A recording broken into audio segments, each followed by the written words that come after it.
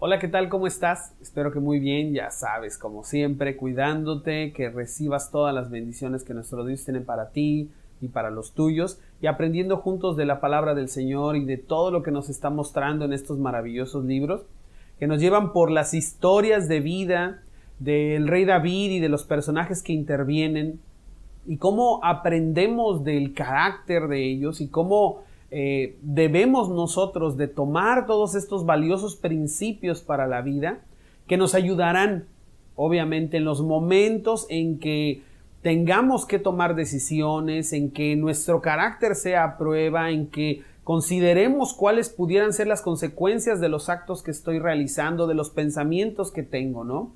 Y de eso está tratando todo este material, todos estos dos libros que hemos estado trabajando, y hoy estamos hablando de la vida del rey David. Y fíjate que vamos a entrar a un pasaje, yo creo que el más oscuro o uno de los más oscuros de la vida del rey David, porque va a ser el pasaje en el que David peca con Betsabé y se viene toda esta situación terrible a su vida.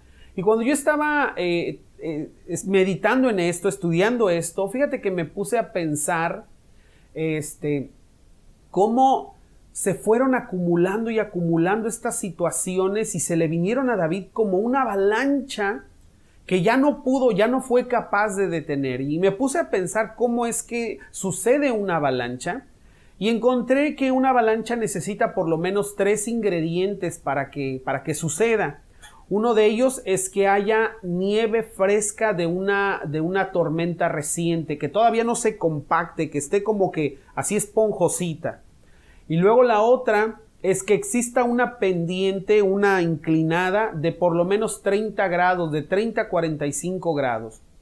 Y la última es un detonante, algo que provoque que la nieve se empiece a deslizar.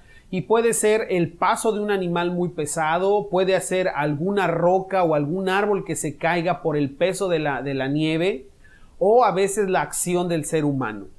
Cuando estos 3 se combinan, entonces empieza a deslizarse un poco de nieve. Yo creo que alguna vez has visto un video donde se ve una avalancha y se empieza a mover muy lento, pero de repente se va empujando y empujando más nieve, se va agregando y agregando más nieve, y de pronto ya es como una ola gigantesca de hielo, de nieve moviéndose, y se pueden mover cientos de toneladas de hielo al mismo tiempo con una avalancha, y puede alcanzar velocidades hasta de 140 kilómetros por hora. O sea, de verdad puede llegar a ser algo muy destructivo y casi imposible de detener. Y obviamente en muchas ocasiones una avalancha puede destruir una comunidad, puede sepultar una comunidad, puede llegar a tomar vidas esta catástrofe, o a veces cambia hasta el paisaje, puede cambiar la manera en que estaba ese cerro o esa pendiente, cómo estaba arbolada. O sea, puede cambiar completamente el paisaje para siempre por el impacto que pueda tener la avalancha. Bueno, cuando yo estaba pensando en esto, me fijé cómo se trastornó y cómo cambió la vida de David después de este evento. Cómo, perdón, vemos salmos que David escribe acerca de este tiempo, acerca de su pecado, acerca de su error, de su equivocación. Pero en el momento, David está completamente cegado. David está completamente fuera de sí, y está simplemente siguiendo la marejada de eventos y de situaciones, y lo malo es que le está echando más y más y más, y se provoca una avalancha gigantesca en su vida. Yo creo que todos en algún momento nos identificamos con la vida de David, de principio a fin. Tenemos nuestros momentos de gloria y nuestros momentos de fe en Dios inamovible, y nos vemos como robles que confiamos plenamente en el Señor y que no hay nada que puede tambalear nuestra fe, y que vamos confiados. Pero a veces hay momentos también donde caemos en unos valles terribles, en donde no solamente desconfiamos, y me refiero a falta de confianza, a falta de fe, sino que también hacemos lo que nos place a nosotros mismos, y no tomamos en cuenta a Dios en algún momento, y entonces provocamos situaciones terribles y nos pueden venir consecuencias tan grandes que no imaginamos la magnitud de ellas en nuestra vida. Y yo creo que fue un gran acierto el que estudiáramos estos libros para que todos nosotros podamos ser capaces de visualizar, de pensar en frío cada decisión que yo tomo, cada circunstancia en la que me encuentro, a dónde me lleva y cómo mi carácter afecta cada una de esas decisiones. Y vamos a verlo hoy en este tema que yo le titulé así tal cual, ¿no? Le puse como una avalancha de nieve, porque eso fue lo que le pasó a David. Como una avalancha de nieve se le vino todo este problema. Y vamos a ver el segundo libro de Samuel, ya sabes, y vamos a ver el capítulo 11, segundo libro de Samuel, capítulo 11, y posiblemente ahorita tú, yo, alguno de los que estamos viendo esta lección, estemos pasando por una tormenta que hemos provocado, por una avalancha que hemos provocado en nuestra vida, o que nos estamos dando cuenta que hay sucesos que nos están llevando hacia allá, porque muchas veces nos damos cuenta que la vamos regando y creyendo que no se va a hacer más grande la cosa, la regamos más y la regamos más y empezamos a involucrar a veces más pecados o más pecado de lo que inicialmente habíamos hecho. Y se nos está haciendo la bola de nieve, la avalancha cada vez más grande y ya no sabemos qué hacer. O a lo mejor ya estamos sufriendo en este momento las consecuencias de aquella avalancha de nieve de hace un año, de hace 5 años.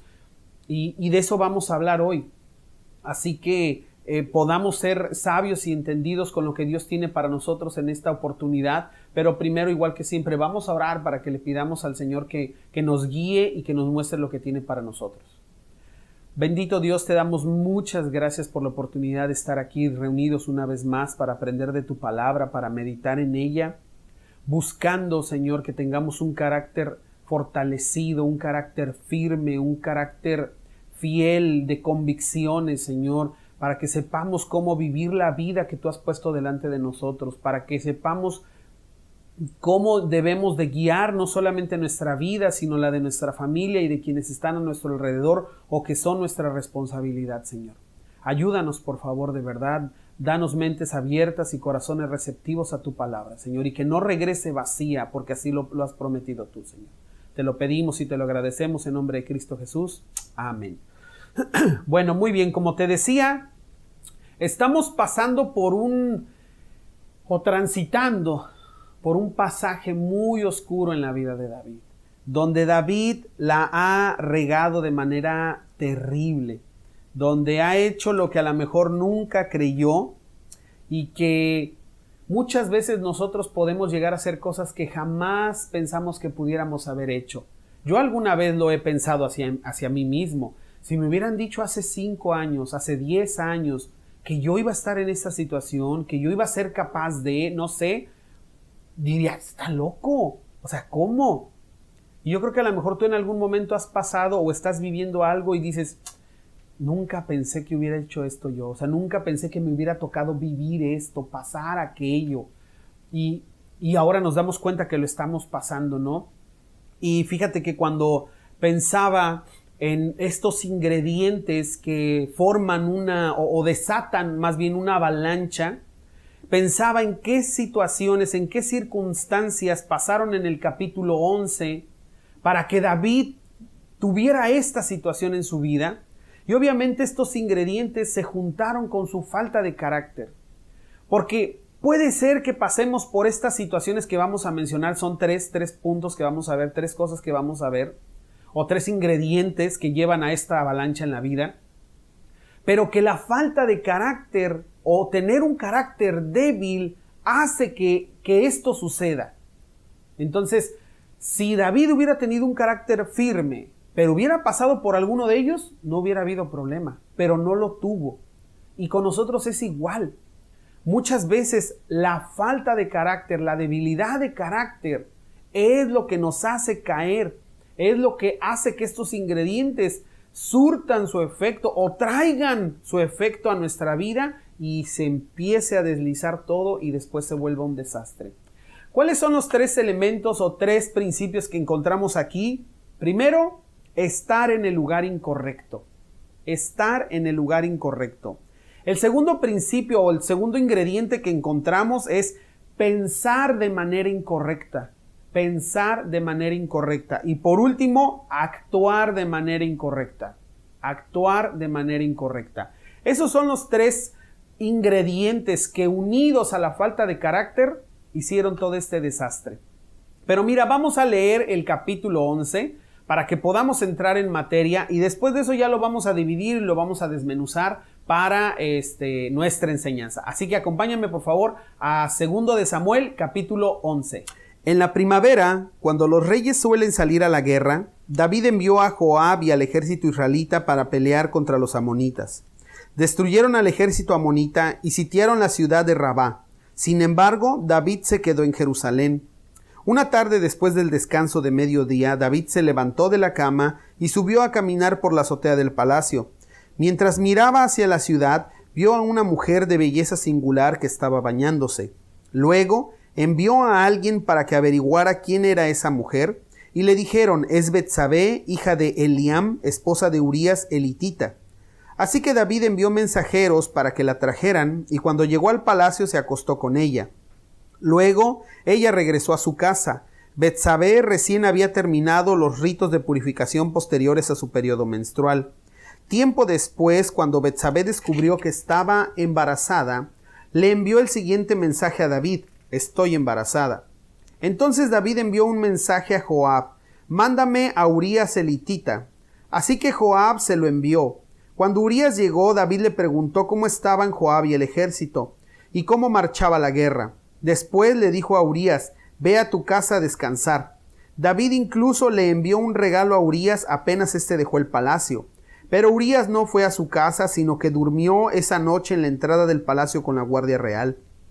Al enterarse David de que Urías no había ido a su casa, lo mandó llamar y le preguntó: ¿qué pasa? ¿Por qué no fuiste anoche a tu casa después de haber estado fuera tanto tiempo? Urías le contestó: el arca y el ejército de Israel y el de Judá están viviendo en carpas, y Joab y los hombres de mi señor están acampando a cielo abierto. ¿Cómo podría yo ir a casa para beber, comer y dormir con mi esposa? Juro que jamás haría semejante cosa. Está bien, quédate hoy aquí, le dijo David, y mañana puedes regresar al ejército. Así que Urías se quedó en Jerusalén ese día y el siguiente. David lo invitó a cenar y lo emborrachó, pero aún así no logró que Urías se fuera a la casa con su esposa, sino que nuevamente se quedó a dormir a la entrada del palacio con la guardia real. Entonces a la mañana siguiente, David escribió una carta a Joab y se la dio a Urías para que se la entregara. La carta le daba las siguientes instrucciones a Joab: pon a Urías en las líneas del frente, donde la batalla sea más violenta. Luego retrocedan para que lo maten.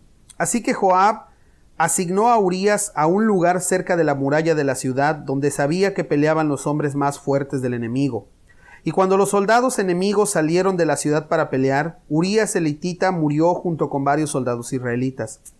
Luego Joab envió a David un informe de la batalla. Le dijo a su mensajero: informa al rey todas las novedades de la batalla, pero tal vez se enoje y pregunte por qué las tropas se acercaron tanto a la ciudad. ¿Acaso no sabían que disparaban desde la muralla?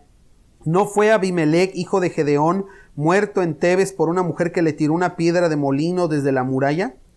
¿Por qué se acercaron tanto a la muralla? Entonces dile: murió también Urías elitita. Por lo tanto el mensajero fue a Jerusalén y le dio un informe completo a David. El enemigo salió contra nosotros a campo abierto, le dijo, y cuando los perseguíamos hasta las puertas de la ciudad, los arqueros que estaban en la muralla nos dispararon flechas. Mataron a algunos hombres del rey, entre ellos a Urías elitita. Bien, dile a Joab que no se desanime, dijo David. La espada devora a este hoy y a aquel mañana. La próxima vez esfuércense más y conquistarán la ciudad. Cuando la esposa de Urías se enteró de que su marido había muerto, hizo duelo por él. Una vez cumplido el periodo de luto, David mandó a que la trajeran a palacio y pasó a ser una de sus esposas. Luego ella dio a luz un hijo, pero el Señor estaba disgustado con lo que David había hecho. Híjole. ¡Wow! Qué pasaje y qué situación la de David. que creyó que se estaba saliendo con la suya, que se había salido con la suya, que todo le había resultado bien. Y fíjate que más adelante, no ahorita, más adelante en la enseñanza, vamos a ver un engaño, y me refiero al engaño en el que caemos los creyentes, pensando que esta avalancha no me va a ocurrir a mí, no se va a desatar una avalancha en mi vida por lo que estoy haciendo, yo lo puedo controlar cuando yo quiera, yo lo puedo dominar como yo quiera. Y es exactamente lo que le pasó a David. Creer que podía, creer que no iba a pasar nada porque era el rey. Pero pues, oh sorpresa, al contrario, se vino el mundo encima, ¿no? Y como te decía, el primer ingrediente que encuentro para que esta avalancha se desatara fue estar en el lugar incorrecto. Ese es nuestro primer punto y eso es lo primero que le ocurrió a David. Estar donde no tenía que estar. Dicen el primer versículo que David debía ir con los demás, como los demás reyes, delante del ejército a pelear las batallas que peleaban cada cierto tiempo, y esto lo hacían para obtener un botín. Era como una campaña de inversión. Se iban con todo el ejército, peleaban contra las naciones alrededor, los despojaban de lo que podían, esclavos, de animales, de tierras, de dinero, de lo que se pudiera, y lo traían al reino. Entonces, en estos tiempos de campañas, David debió haber ido con su ejército para animarlos, para motivarlos y para dirigirlos. Y al contrario de eso, le dejó la tarea a Joab, a lo mejor al capitán de su ejército, a lo mejor pensando que toda la chamba iba a salir, que el trabajo no lo necesitaba él. Y él prefirió quedarse a descansar en palacio, a pesar de que tenía que salir. Me gusta cómo termina el versículo 1 porque dice, a pesar de, David se quedó. Entonces, David estaba en el lugar equivocado. David estaba en el lugar que no debía estar. Y si David no hubiera estado ahí, pues esta avalancha no se hubiera desatado. Pero otra vez, como te digo, puede ser que David estaba ahí, pero la falta de carácter fue la que lo llevó a cometer todo este desastre. Nosotros debemos de ser cuidadosos. Fíjate, primero te quiero hablar de los lugares físicos. Debemos de ser cuidadosos de los lugares en donde nosotros andamos, porque podemos poner en riesgo nuestra espiritualidad. Debemos de ser cuidadosos en los lugares en que estamos, porque nosotros mismos podemos exponernos a hacer algo que no debemos hacer, a que nuestra carne, a que nuestra debilidad aflore y entonces nos metamos en un problema. ¿A qué me estoy refiriendo? Que si tenemos un problema con el alcohol, por decirte algo, oye, es ilógico que yo me la esté llevando de bar en bar o de cantina en cantina, diciendo, no me va a pasar nada, no me pasa nada, mis amigos del trabajo me invitaron, me voy a ir a festejar con ellos, pero yo voy a tomar limonada. ¿Sí me sigues? O sea, te estás exponiendo, te estás yendo a donde tu carne, a donde puedes ser tentado y entonces empiezan los problemas. Muchas veces vemos en la televisión, en programas de series o lo que sea, cómo hay gente que estuvo en el lugar donde no debía de estar en el momento equivocado. A veces termina esto en un secuestro, en una violación, en un asesinato. Y sí, puede ser que esa gente era inocente, o sea, esa gente no hizo nada para que le hicieran lo que le hicieron, pero estuvo donde no tenía que estar. Estuvo donde no debía estar, en el momento en que no debía estar ahí. Debía estar en su casa, con su familia, con sus padres, durmiendo, haciendo la tarea.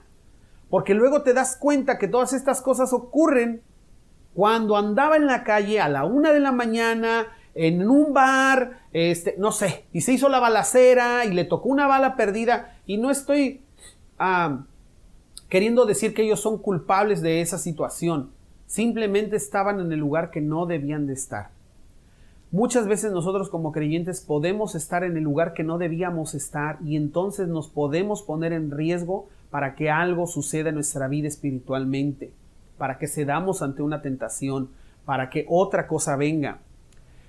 Y te quiero hablar de que no solamente en los lugares físicos, a veces también nos podemos encontrar en situaciones en las que no debemos de estar. Situaciones que nos van a llevar también a que podamos provocar algo en nuestra vida.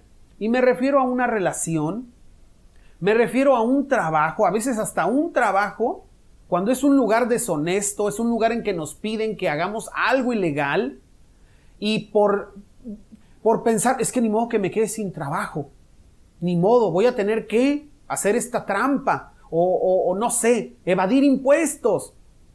¿Sí me sigues? Y lo hacemos continuando ahí y empiezan los problemas. Como te acabo de decir, en una relación, en una situación familiar, en cualquiera de estas cosas que nosotros podamos encontrarnos en donde no debemos de estar, podemos llegar a regarla. Podemos llegar a ocasionar problemas serios. Y te quiero hablar, quiero que me acompañes por favor a Génesis, porque quiero que veamos el caso de José, que decide no estar en el lugar equivocado, decide no estar ahí. Acompáñame por favor a Génesis 39, yo creo que ya te lo sabes, ya lo hemos estudiado, ya lo hemos visto. Vamos a Génesis 39 y vamos al versículo 6b, la segunda parte del versículo 6 y hasta el 12. Pues Potifar le dio a José total y completa responsabilidad administrativa sobre todas sus posesiones. Con José a cargo, Potifar no se preocupaba por nada excepto que iba a comer. José era un joven muy apuesto y bien fornido. Y la esposa de Potifar pronto comenzó a mirarlo con deseos sexuales. Ven y acuéstate conmigo, le ordenó ella. Pero José se negó. Mire, le contestó, mi amo confía en mí y me puso a cargo de todo lo que hay en su casa. Nadie aquí tiene más autoridad que yo. Él no me ha negado nada, con excepción de usted, porque es su esposa.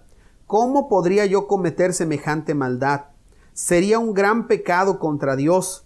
Día tras día ella seguía presionando a José, pero él se negaba a acostarse con ella y la evitaba tanto como podía. Cierto día, sin embargo, José entró a hacer su trabajo y no había nadie más ahí. Ella llegó, lo agarró del manto y le ordenó, vamos, acuéstate conmigo. José se zafó de un tirón, pero dejó su manto en manos de ella al salir corriendo de la casa. Ok. José se encontraba en una situación de la que no podía zafarse porque era un esclavo. No era como que, renuncio, Potifar, y me voy.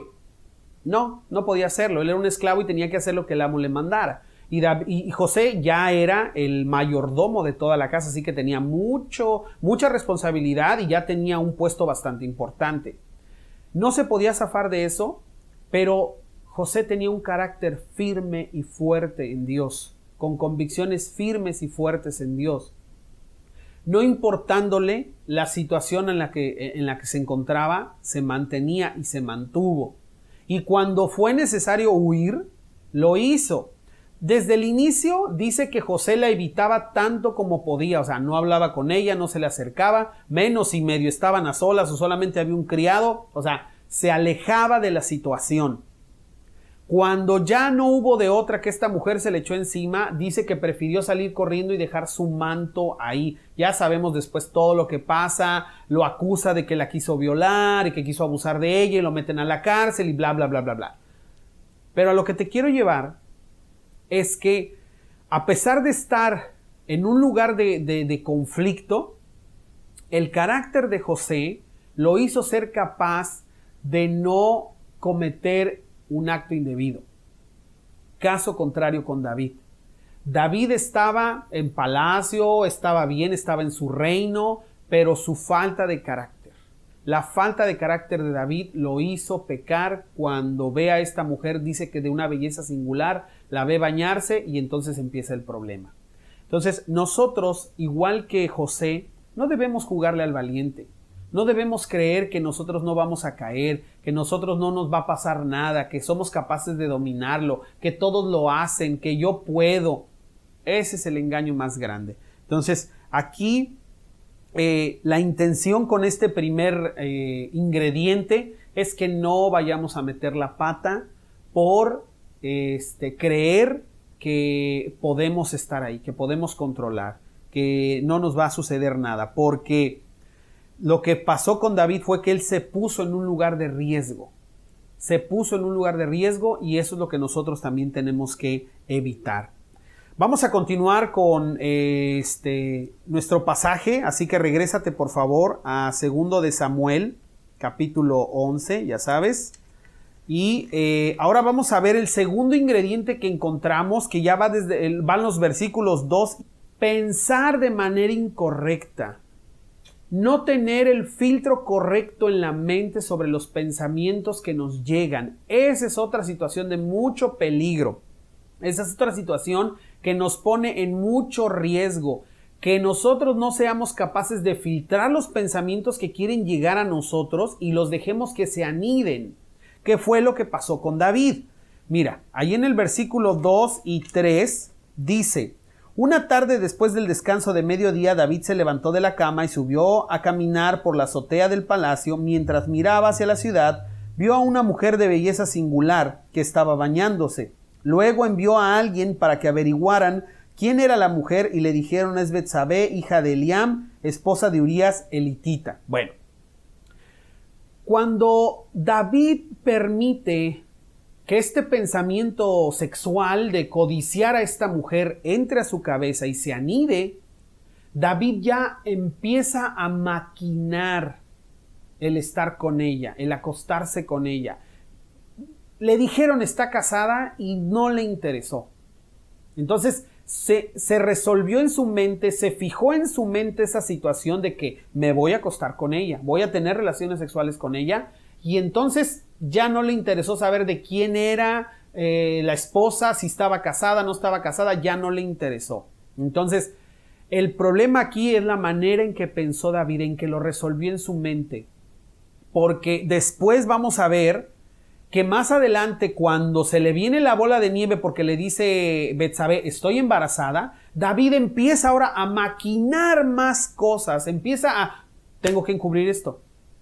O sea, tengo que encubrir esto, ¿cómo le hago? ¿Cómo le hago? ¿Cómo le hago? Ah, voy a mandar a traer a Urías, que se acueste con ella y que le diga que nació 7mesino, ¿no? Y luego, como no pegó el chicle, pues ya sabemos que lo manda a matar. O sea, todo esto se maquinó en la cabeza de David, porque no tuvo filtro para dejar que un pensamiento como el adulterar, el fornicar con esta mujer, el mentir, el ocultar, el engañar, el sobornar, el matar o dejar que mataran, nada de esto detuvo David en su mente, no tuvo un filtro, o sea, todo vino y dejó entrar todo esto. Y entonces dentro de él se hace todo este remolino de cosas y provocan esta avalancha tan grande en su vida. Si se junta la manera incorrecta de pensar con nuestra debilidad de carácter, esto es lo que nos puede suceder. Porque si estamos en el lugar, en la situación que no debiéramos estar, y en ese lugar, en esa situación, nos viene un pensamiento equivocado, incorrecto, y yo no tengo la disciplina en mi mente, o no he disciplinado, mejor dicho, mi mente para detener eso y poner ese pensamiento delante de Dios, o de plano desecharlo, estoy en problemas. Si yo me encuentro en una oficina, en un lugar donde veo un fajo de billetes y pasa por mi cabeza, agárralo, nadie se va a dar cuenta, y yo eso no lo desecho y lo estoy maquinando y digo, ay, es que tanto podría hacer con ese dinero, no hombre, arreglo el carro, me llevo a mi familia de paseo, nos vamos al cine, ¿sí me explico? Le doy vuelo, al rato voy a decir, ay, al cabo que esa persona ni tanto lo ocupa, tiene tanto dinero, ni cuenta se va a dar, la empresa tiene tanto, ni cuenta se da, ay, que tanto es tantito, luego lo repongo, luego cuando me den tal cosa, tal dinero, lo pago, lo dejo en donde estaba, ¿sí me sigues?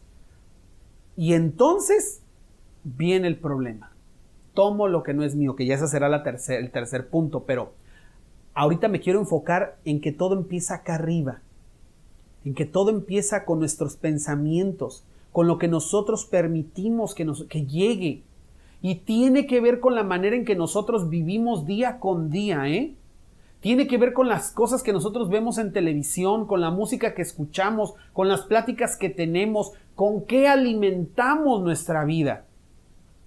¿Cuánto tiempo pasamos del día alimentándonos de cosas buenas? ¿Cuánto tiempo pasamos del día entreteniéndonos con basura? ¿Cuánto tiempo del día pasas en las redes sociales? ¿Cuánto tiempo del día pasas leyendo algo valioso, teniendo tu devocional, leyendo tu Biblia, leyendo un buen libro? ¿Cuánto tiempo le invertimos a cultivarnos, a ser personas cultas? Yo me he puesto a pensar en eso y la verdad es que muy poco le invertimos. Y la gran mayoría del tiempo es ocio.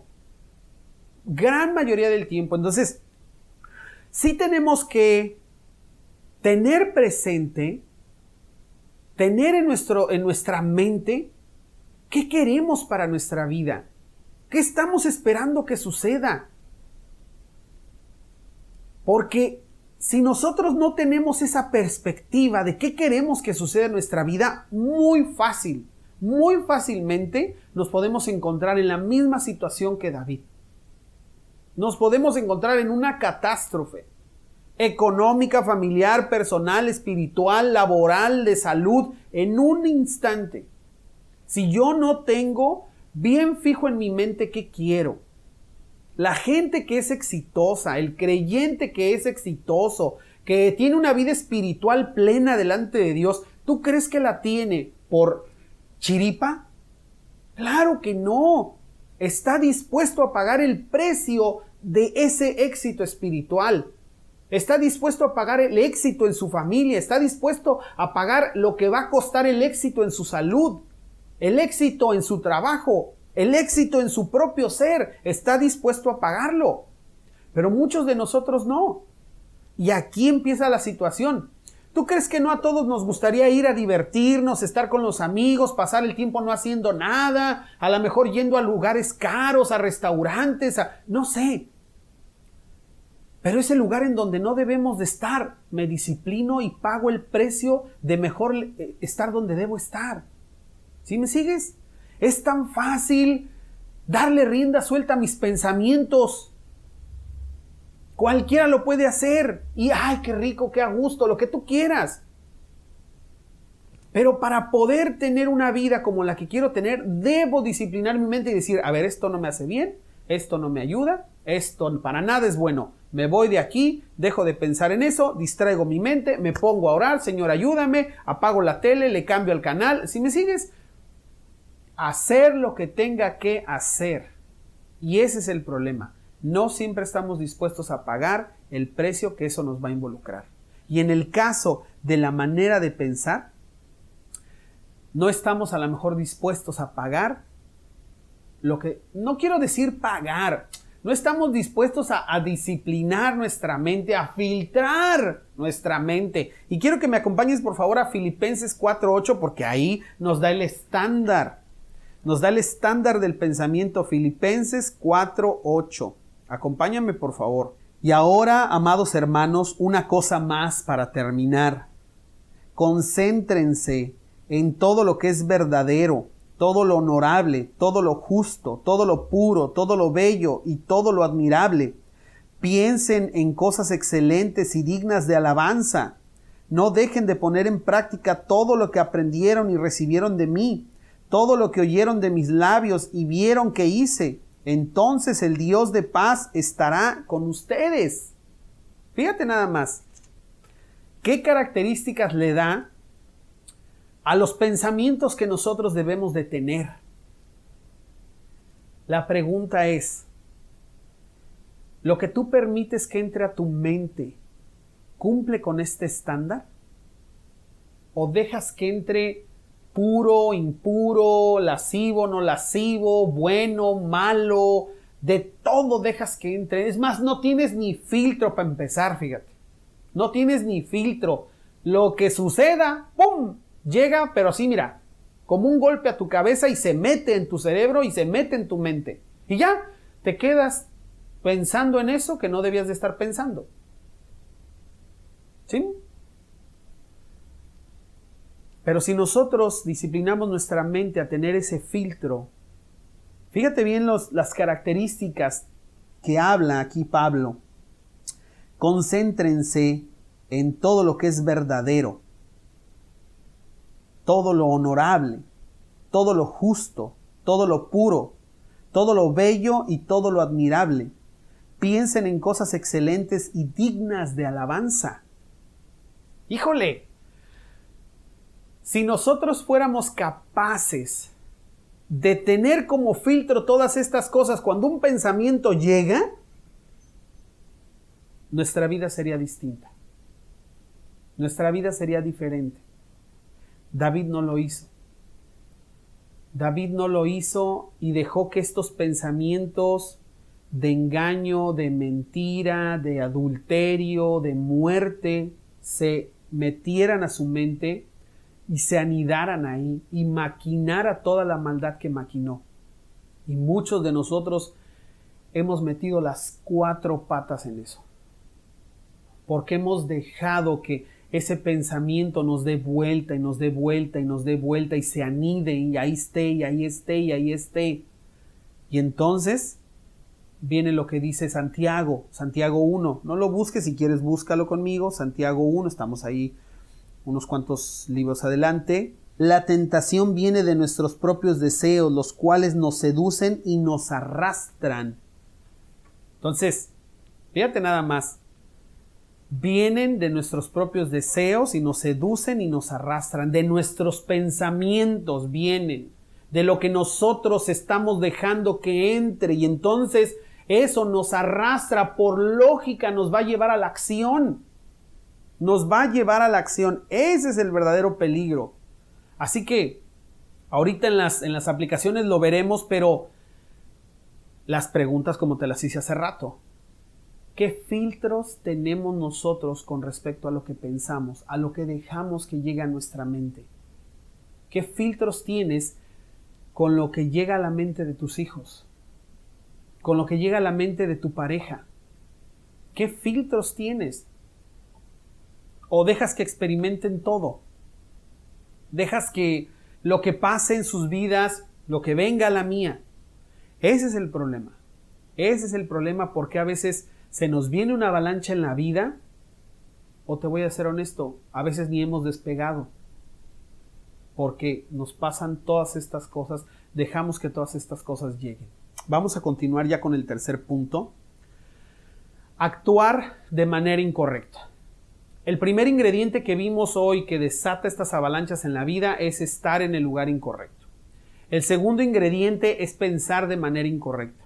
Y el tercer ingrediente es actuar de manera incorrecta. Ya no le voy a dar lectura porque ya es el grueso del pasaje. Son desde los versículos 4 hasta el 27. Vuélvelos a leer en casa. Pero ya sabes, David manda a llamar a esta mujer, se acuesta con él, está embarazada. Y entonces estos versículos del 4 al 27 son donde David maquina cómo cubrir lo que ha hecho. Y cada vez se va haciendo peor y peor y peor y peor. Porque primero, si la mujer no hubiera quedado embarazada, David no dice nada, pues ella tampoco, y ya. Pero entonces queda embarazada, le manda a avisar a David, y entonces David maquina el paso que sigue. Mándenme a traer Urías.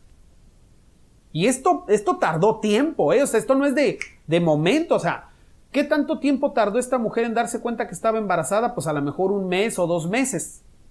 Por lo menos, ¿no? Por lo menos 2 meses. Ya habían pasado desde que David se había acostado con ella hasta que ella se da cuenta que está embarazada. Perdón. Le avisa a David, y luego de que David le avisa, pues de aquí a que traen a Urías otro mes. O sea, ya esta mujer por lo menos a lo mejor tendría 3 meses de embarazo. Ya estaba a punto de que se le empezara a notar el embarazo. Entonces, todo este tiempo David vive lejos de la presencia de Dios. Todo este tiempo David está en rebeldía abierta contra Dios, está en pecado contra Dios. No fueron sucesos de, en una semana pasó todo esto. No. Ya de aquí en adelante sí se desata todo en una semana. Cuando llega Urías, lo manda a su casa, no se quiere quedar, lo emborracha, no se quiere quedar, lo regresa, no sé cuánto tiempo pasó, y entonces allá lo manda a matar. Vamos a ver un pasaje porque nos va a llevar de la mano con esto y de ahí lo vamos a encontrar. Vuélveme a acompañar a Santiago 1 porque vamos a ver los versículos que siguen. Santiago 1, pero ahora vamos a ver el versículo 15. Vamos desde el 14 para que le agarremos más sabor. Dice, la tentación viene de nuestros propios deseos, los cuales nos seducen y nos arrastran. De esos deseos nacen los actos pecaminosos y el pecado, cuando se deja crecer, da a luz la muerte. Pero fíjate lo que dice aquí. De esos deseos nacen los actos pecaminosos. Entonces, lo que decíamos desde hace rato, de estarlo pensando, dejando que se anide, va a llegar el momento en donde te va a llevar a la acción, te va a llevar a ejecutar lo que venías pensando, te va a llevar a que materialices ese deseo que tenías. Otra vez, volviendo al ejemplo, de que tomes ese dinero que no era tuyo, de tu trabajo, de alguien que encontraste en algún lado, ¿sí? No sé, si es un tema de adulterio, a que lo materialices. Si es un tema de lastimar a alguien, que lo hagas. Si es un tema de ser deshonesto, que lo hagas.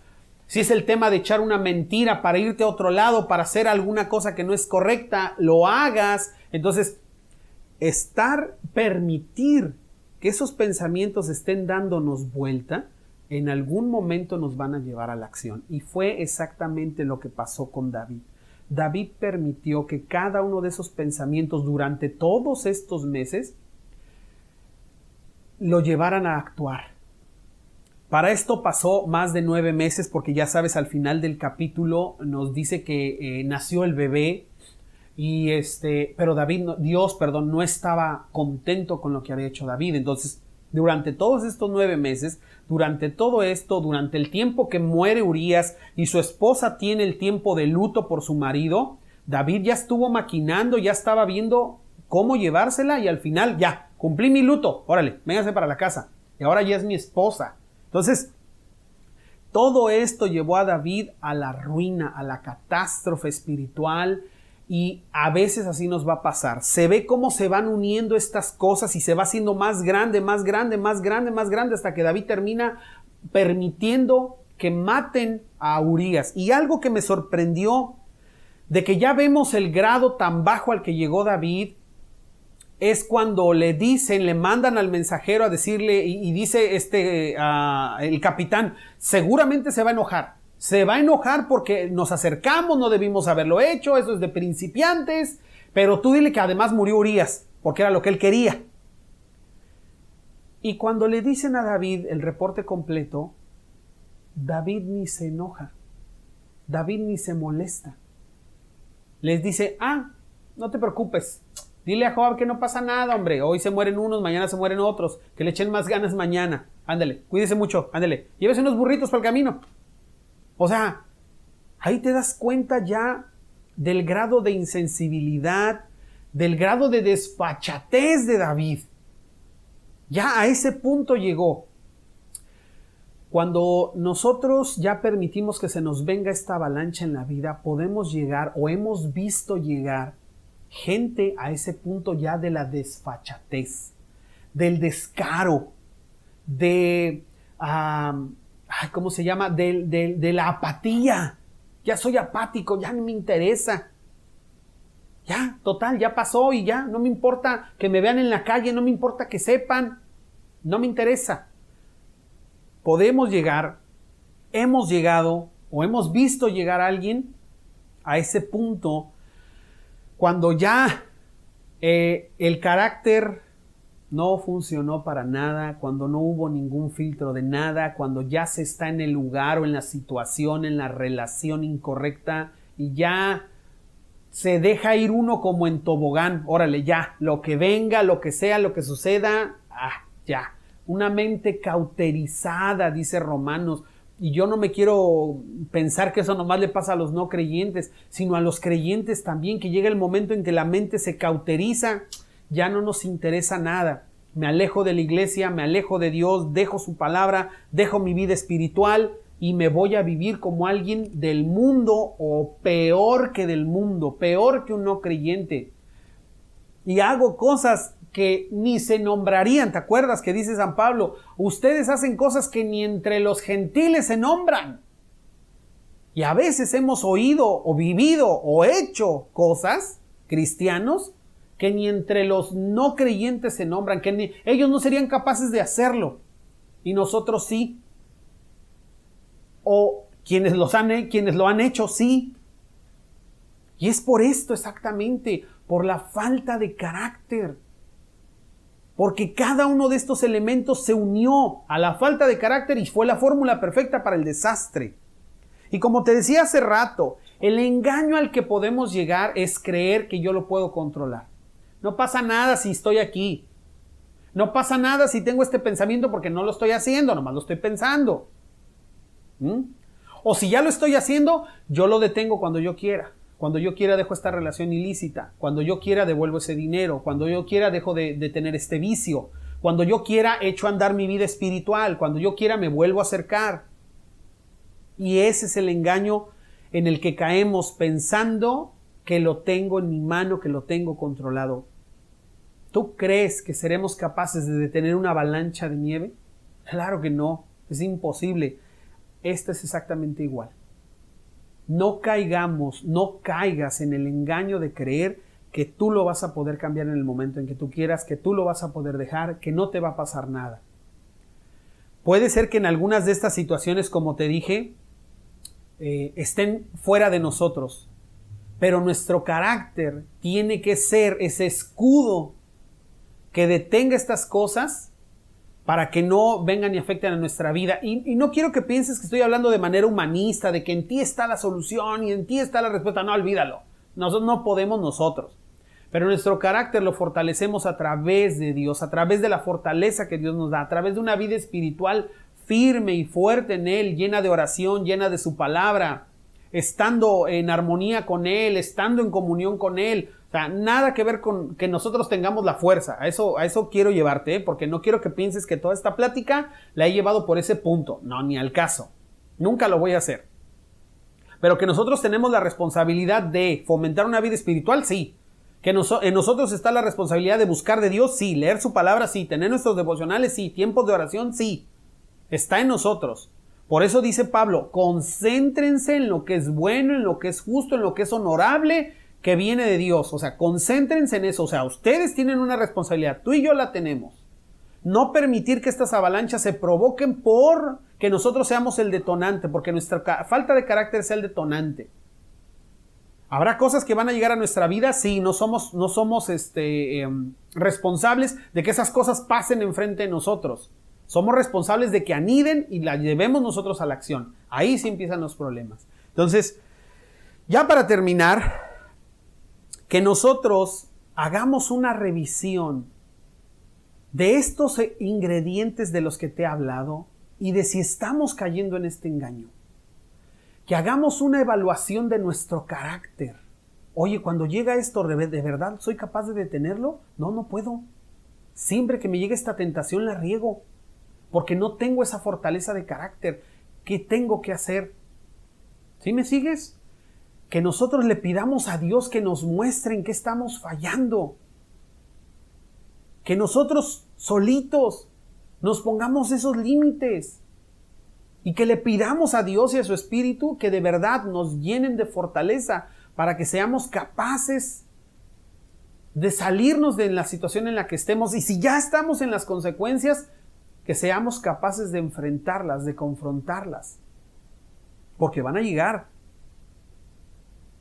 Y que sepamos hacer borrón y cuenta nueva y volver a levantarnos del piso si es que seremos golpeados por nuestras propias consecuencias. Que experimentemos en cabeza ajena, en el caso de David, que experimentemos en cabeza ajena, no permitiendo que nosotros lleguemos a vivir esta situación porque nosotros mismos nos hemos puesto necios, porque nos hemos entenebrecido el entendimiento. Así que, como te dije, hoy pasamos por uno de los pasajes más oscuros de la vida de David, si no es que el más oscuro, pero que sepamos y que confiemos que Dios está ahí para ayudarnos a resolver esto también, que Él no nos va a dejar de lado, pero que necesitamos nosotros acercarnos a Dios con corazones sinceros y honestos, humillados delante de Él, dispuestos completamente a que Dios renueve nuestra mente, renueve nuestro corazón, nuestras acciones y que nos ayude a fortalecer nuestro carácter. Pero eso es algo que nosotros tenemos que iniciar, que nosotros tenemos que ir. Así que si ahorita tú estás en esta situación o has estado en esta situación o estás viviendo las consecuencias de esta situación, ven delante de Dios, acércate delante de Dios, habla con Él, Él te escuchará, Él te atenderá y Él te ayudará, porque Él lo ha prometido, porque Él es bueno, porque es fiel, porque es amoroso, pero igualmente es un Dios justo que disciplina y que a veces las consecuencias vienen de manera natural. Y el último versículo nos da pie a lo que veremos la próxima semana cuando dice que Dios no se agradó de lo que estaba haciendo David. Y eso nos quiere decir que habrá consecuencias. Entonces sepamos también que de nuestras decisiones equivocadas habrá consecuencias. Dice la última parte, ya con eso voy a terminar. Pero el Señor estaba disgustado con lo que David había hecho. Claro que Dios se disgusta de lo que hacemos que no es correcto.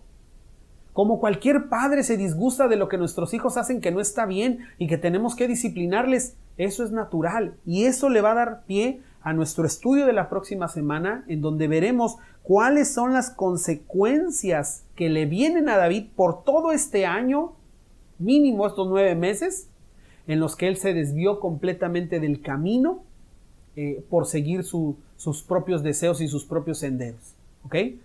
Te mando un abrazo, cuídate mucho, que Dios te bendiga. Hasta luego.